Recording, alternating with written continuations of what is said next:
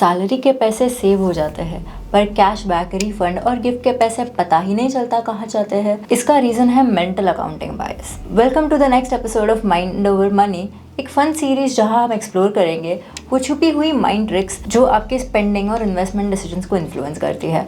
तो चलिए ये बायस समझते हैं। हम अपने दिमाग में पैसे के अलग अलग खाते बना देते हैं। सैलरी के अलग पैसे, डिविडेंड के पैसे अलग, बोनस या कैशबैक को तो हम फ्री मनी मान लेते हैं।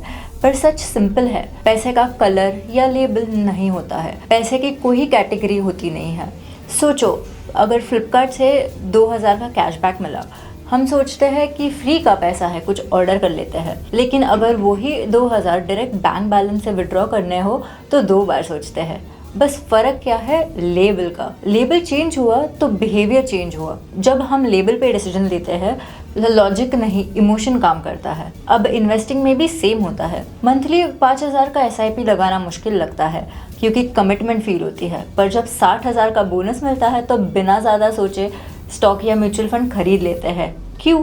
क्योंकि SIP मतलब हार्ड अर्न्ड मनी और बोनस मतलब एक्स्ट्रा मनी, जबकि एंड में दोनों पैसे आपके ही होते हैं। अब एक और एग्जांपल देखते हैं।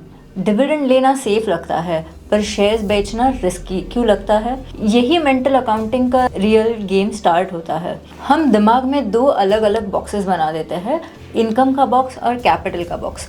सोचो, आपके पास अगर एक ब्लू चिप स्टॉक है और कंपनी डिविडेंड देती है तो आप खुश होकर सोचते हो कि इससे खर्चा कर सकते हैं। लेकिन जैसे ही कोई बोले कि थोड़े शेयर्स बेच के पैसे निकाल लो तो आप अनकंफर्टेबल हो जाते हो। आपका दिमाग तुरंत बोलता है कि शेयर्स मत बेचो, ये कैपिटल है। आपने क्या किया?